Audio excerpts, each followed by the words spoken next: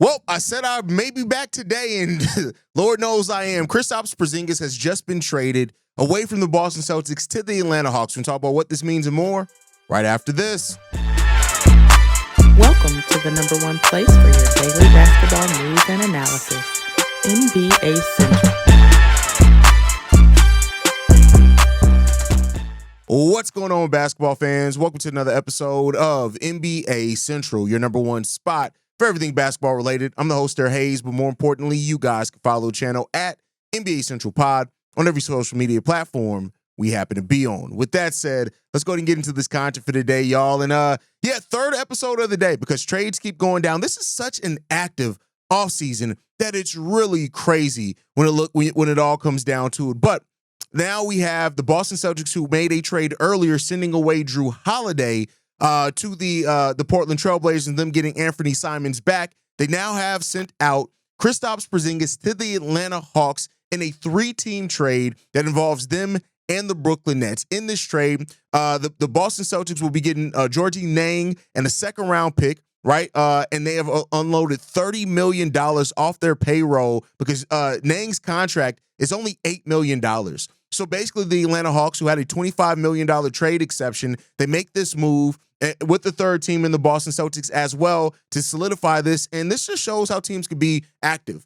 The Brooklyn Nets now get in this trade. They get Trae Young, but they also have now the 8th pick, the 19th pick, the 22nd pick, the 26th pick, and the 27th pick in the NBA draft. They now have 5 first-round picks in this draft. And for the Atlanta Hawks, they get Kristaps Porzingis back in this draft. We knew that the Atlanta Hawks were searching after a big man to help pair and add to their roster, and now they found it. They found it in Kristaps Porzingis. This is a pretty good, sizable move for the Atlanta Hawks. And now that they are now read up with their team, trying to lock in, they're going to have Kristaps Porzingis, Trae Young, Jaylen Johnson on this team as well. Zachary Reshapes in this team. Also, they have a nice team when it all comes down to it as well. Dyson Daniels as well on this team. So now you have these teams that everybody got basically what they want. In this, the Brooklyn Nets, they get more draft capital, which they can use to trade up, package any of those picks to trade back up or get a talent. It's going to be really interesting to see how the Brooklyn Nets go about this draft. They came into this draft needing wing depth and a big man, and they could very well get both of those with those picks and trade other ones to get other picks or move up to make sure that they can get their guy. And we'll see how the Brooklyn Nets go about that. The Atlanta Hawks get Kristaps Porzingis, and while there's still some health concerns with Kristaps, absolutely, right? You can't overlook those type of things. But when Kristaps is healthy and on the basketball court, you know what Kristaps is going to bring to you, right? Defense, some offense as well, that two-way play that you need, the size, the rim protection. He's going to bring those things to Atlanta and help kind of take some off Jaylen Johnson, and now having Dyson Daniels as well as a point of attack defender and able to get steals, even though Dyson Daniels still needs to grow as even more as a point of attack defender. And the Brooklyn Nets, for all it's worth, they, over the last couple of days now, they send out $60 million in contracts, and they get under the second tax apron. They are now considerably under the second tax apron, and that is exactly what they had been looking to do with this offseason, is get under that second tax apron. And I got to give credit to the Boston Celtics. They identified exactly what they wanted to do this offseason with the injury to Jason Tatum and Jaylen Brown having his meniscus things that he's dealing with. And they identified, hey, we want to keep our core if we can, right? But we want to, there's no point of us paying a $500 million salary bill when it's all come down, when you add in the luxury tax payments. There's no point in us doing that for a team that may not be able to compete with everything that's going on. So they added a young player in Anthony Simons. They basically cleared almost all of the salary of Kristaps Porzingis and what they were able to do.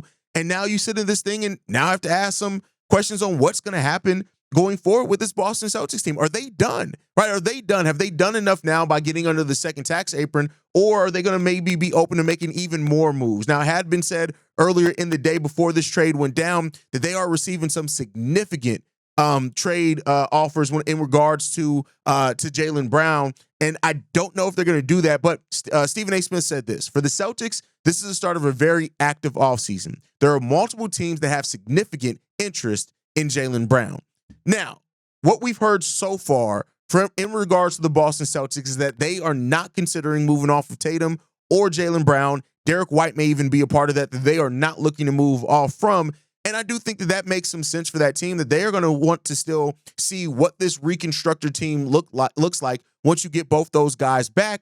But as I've said many times before, all it takes is one team to call with a completely unexpected offer that wows you, for you to go from something that is not out on the board at all to something that you start considering. Now, we'll see what happens when it comes down to that. I'm not necessarily calling for that or predicting that or anything like that, but I do think this, that the Boston Celtics are going to be open. They are going to be open for business, maybe for some of their other players, and I don't think that they're done yet. I mean, if multiple teams have significant, and multiple teams should have significant interest in Jaylen Brown, it really comes down to how much flexibility do the Boston Celtics feel like they really still have with having Jason Tatum and Jaylen Brown's contracts on, which is $107 million this upcoming year. You're not getting anything out of Tatum's for the majority of the year as well. You go into next season, it's $115 million just for those two players alone. So that's the question that the Boston Celtics have to ask themselves in regards to what this season looks like for them.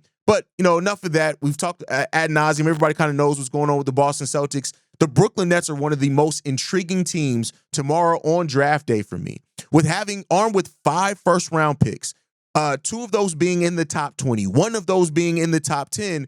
You have a lot at your disposal of flexibility that you can move in this draft that's already expected to have so much flexibility going up and down it. So those are the things that you have to look at when it comes down to it, and we'll see what Brooklyn ends up doing in this draft. But I think that if Brooklyn Nets want to move up, if for example, if they're at number 9, I'm not saying that they are, even though they do need a wing, and Ace Bailey falls past number 4, past number 5, if they're offering 18 and 19, if they're offering number 8 and number 22 and number 26, keeping 19 and 27, what do you do in that case? If you're the team that's sitting there, not necessarily as high on Ace Bailey, and you're moving down a few spots, and you think you can still get a hell of a player, do you bite on that? The Brooklyn Nets have now put themselves in a position to be one of the most interesting teams on draft day going down tomorrow. We are 24 hours away from the NBA draft by the time you guys are watching this. And considering all the movement that we've had already, and the draft hasn't even started, this offseason has been living up to everybody that said that this was going to be an offseason of a lot of movement, an offseason of a lot of change around the league. And I don't think teams are done yet.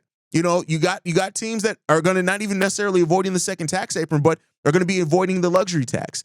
And so we shall see what's going to happen. But as a basketball fan, as a pundit as well, and somebody who hosts a YouTube channel, this has been a really great offseason already. And really, it hasn't even really started yet. That's the crazy part. But let me know what you guys think on all of this down below. Make sure you guys are following us at NBA Central Pod. You can send us any feedback, questions, comments, concerns, NBA Central Show at gmail.com. And then lastly, if you want to leave a text message and our voicemail for the mailbag, the number to do so, 773-270-2799. We are the number 1 spot for everything NBA related. And we'll catch you guys on the next one. Love you guys. Peace, y'all. This has been a presentation of the Breaks Media.